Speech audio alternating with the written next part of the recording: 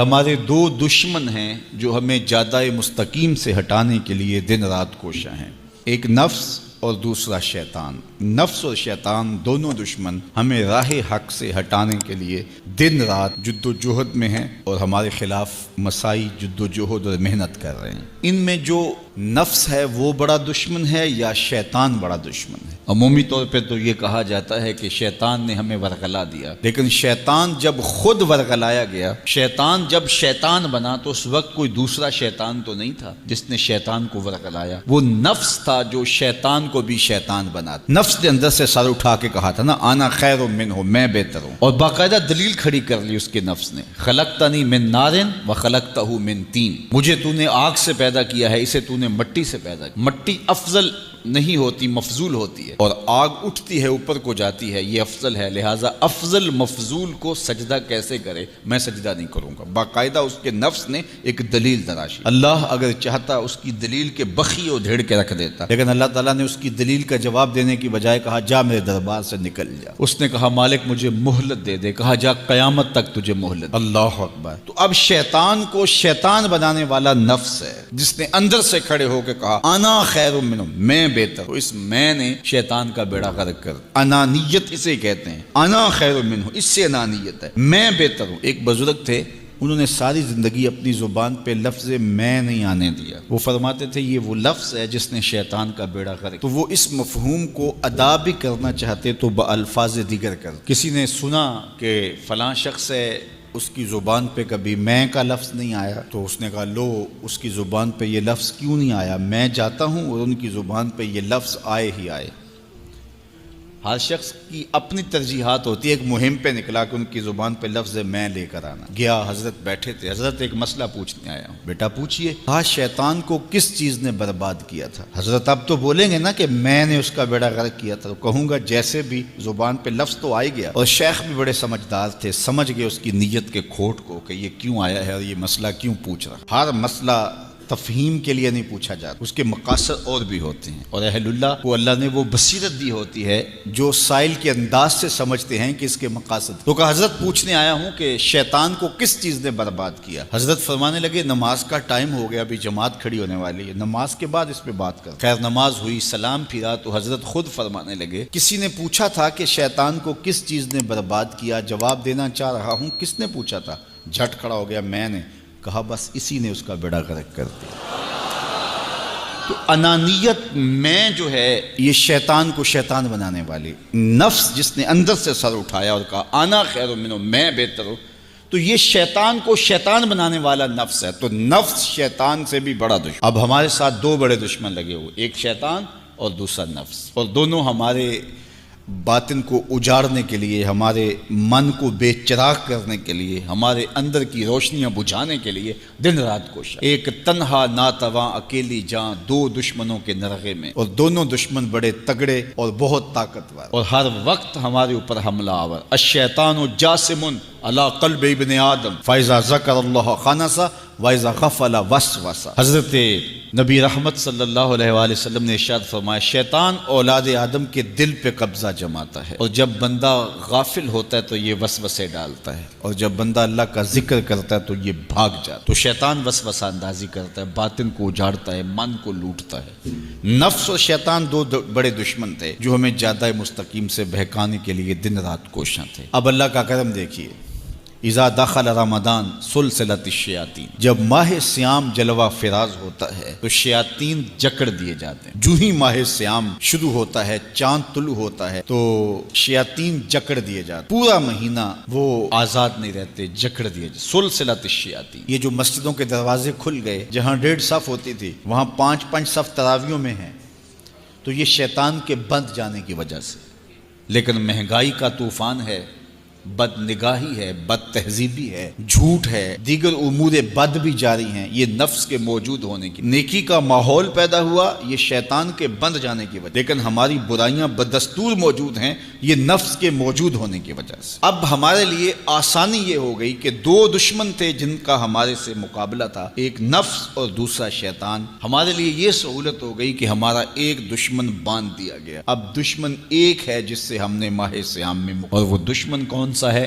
نفس۔ اب نفس کا مقابلہ اتنا آسان بھی نہیں، یہ بہت ڈاڈا دشمن ہے، اندر کا دشمن ہے، گھر کا بھیدی ہے۔ باج فقیراں کسے نہیں ماریا، باہو ظالم چور اندر داہو۔ یہ بڑا سخت اور بڑا شدید قسم کا دشمن ہے۔ یہ اس کی چالیں بہت باریک، شیطان کی چالیں بھی بڑی باریک ہیں اور نفس کی چالیں اس سے بھی زیادہ باریک۔ اب کیسے مقابلہ کریں گے؟ شیطان بھی ہماری متاع عمل کو لوٹنا چاہتا ہے، حتیٰ کہ ہمارے ایمان کو برباد کرنے پر تلا ہوا ہے، اور نفس بھی چالیں چل رہا ہے، اور ہم اپنی زندگی لاؤبالی میں گزارتے چلے جا رہے ہیں۔ ہمیں پتہ ہی نہیں کہ ہم موت کے کتنا قریب ہو رہے ہیں، اور شیطان ہمارے اوپر، نفس ہمارے اوپر حملہ آور ہے، اور یہ چاہتے ہیں ٹھیک ہے یہ چلتا رہے، یہ رسمی زندگی گزارتا رہے، کوئی بات نہیں، اس کے اندر کو ہم لوٹ لیں، اور یہ دونوں دن رات لگے ہوئے۔ ماہ سیام آیا تو ہمارا ایک دشمن بند گیا، ہمیں تھوڑی سی سہولت مل گئی۔ اب ایک ہی دشمن باقی ہے جس سے مقابلہ کرنا باقی ہے، اور وہ ہے نفس۔ اب نفس سے مقابلہ کیسے ہوگا؟ تو کسی ایکسپرٹ سے پوچھیں کہ جناب نفس ہے، ہم کمزور ہیں، شیطان دشمن ہمارا بندہ ہوا ہے، 2 محاذ کھلے تھے تنہا جان کے لیے، ایک محاذ بند ہو گیا، اب ایک ہی محاذ ہے، مقابلہ کرنا ہے تو کیسے کرنا؟ اللہ اکبر۔ تو ہم اقبال کی بارگاہ میں عرض کیا کہ آپ بتائیے۔ وہ کہنے لگے میں آپ کو اپنے مرشد مولانا رومی کے پاس لے جاتا ہوں۔ رومی کے پاس اقبال لے کر کے گئے تو رومی نے کہا کہ میں آپ کو ایک اور شخص کا پتہ بتاتا ہوں، اور وہ اتنا کامل ہے اور اس شعبے میں اس قدر ایکسپرٹ ہے۔ اس نے کہا ہفت شہر عشق را اتار گشت ما ہنوز اندر خمیں یک کوچام۔ عشق کے 7 شہر حضرت شیخ فرید الدین اتار گھوم چکے ہیں، اور ہم پہلے شہر کی پہلی گلی کے کونے میں کھڑے ہیں۔ یعنی اتنا بڑا شخص شیخ فرید الدین علیہ رحمہ، تو کہا وہ بتائیں گے تمہیں کہ نفس کا مقابلہ کیسے کرنا ہے۔ رومی کہتے ہیں کہ وہ میرے بھی استاد ہیں، رومی کہتے ہیں کہ وہ میرے بھی ہادی و مرشد ہیں۔ جس عشق کے شہر میں میں داخل ہوا ہوں اور ابھی کونے پہ کھڑا ہوں، اس طرح کے 7 شہر وہ گھوم کے بھی آئے ہیں۔ آؤ ان سے پوچھتے ہیں کہ جناب نفس قابو کیسے کریں؟ تو شیخ فرید الدین اتار نے کہا نفس نتواں کشت الا باسے چیز بات گوئم یاد گیرش اے عزیز۔ نفس نہیں مرتا، لیکن 3 اسلحے اگر آپ کے پاس ہوں تو یہ نفس ٹھہر بھی نہیں سکتا۔ غور سے سن لیجئے، روحوں میں اتار لیجئے، اور زندگی میں ہمارا مقصد ہے اس نفس کا مقابلہ کرنا۔ شیطان کا مقابلہ کرنا بھی ہمارا مقصد ہے، اور نفس کا مقابلہ کرنا بھی ہمارا مقصود زندگی ہے۔ ساری زندگی فریب میں ہم میں نہیں گزارنی، زندگی تیزی کے ساتھ گزر رہی ہے اور ہم آغوش موت میں اترنے والے ہیں۔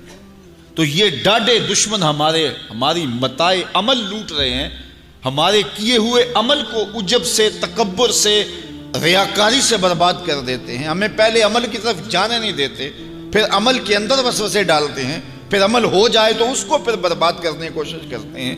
کتنے ڈاڈے دشمن ہیں جن کے نرغے میں ہم پھنسے ہوئے ہیں۔ تو پھر ہمیں کوئی بندہ مل گیا ہے جو بتا رہا ہے کہ جناب اس کا مقابلہ ایسے کریں گے، تو پھر آج کی سن لیں ہم اور غور کر لیں اور اپنے اندر اتریں۔ تو شیخ فرید الدین اتار ہمیں بتا رہے ہیں، تو سنیے وہ کیا کہہ رہے ہیں۔ نفس نتواں کشت الا باسے چیز، نفس نہیں مرتا، یہ بڑا ڈاڈا ہے، لیکن 3 اسلحے اگر آپ کے پاس ہوں تو یہ ٹھہر بھی نہیں سکتا۔ وہ 3 اسلحے کون سے ہیں؟ خنجر خاموشی و شمشیر جو، نیزائے تنہائی و ترک ہجو۔ ایک خاموشی کا خنجر، دوسرا بھوک کی تلوار، اور تیسرا تنہائی کا نیزہ۔ یہ 3 اسلحے تمہارے پاس ہوں تو پھر نفس ٹھہر بھی نہیں سکتا۔ خاموشی کے خنجر سے نفس پہ وار کیا جا سکتا ہے۔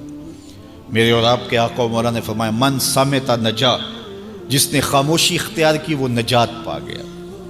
ہماری زندگی کے جتنے بھی برے اعمال ہیں ان میں سے سب سے زیادہ برے اعمال ہماری زبان کرتی ہے۔ ہمارے ہاتھ بھی گناہ کرتے ہیں، کسی پہ ظلم کریں تو گناہ کرتے ہیں، ہمارے پاؤں بھی گناہ کرتے ہیں، برائی کے اڈے پہ چل کے جاتے ہیں، ہماری آنکھیں بھی گناہ کرتی ہیں، ہماری سوچیں بھی گناہ کرتی ہیں، ہم حرام کمائیں کھائیں تو پیٹ بھی ہمارا گناہ کرتا ہے، لیکن سب سے زیادہ گناہ ہماری زبان کرتی ہے۔ جھوٹ یہ بولتی ہے، غیبت یہ کرتی ہے، بہتان یہ لگاتی ہے، گالی گلوچ سب و شتم یہ کرتی ہے، گلے شکوے کا انداز، ناشکری کا لہجہ یہ اختیار کرتی ہے۔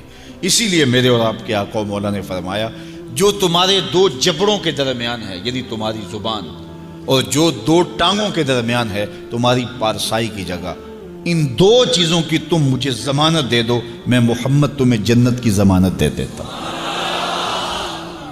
تو اپنی زبان کی حفاظت کرنی ہے۔ دیکھیے یہ سننے کے لیے چیزیں نہیں ہیں محض،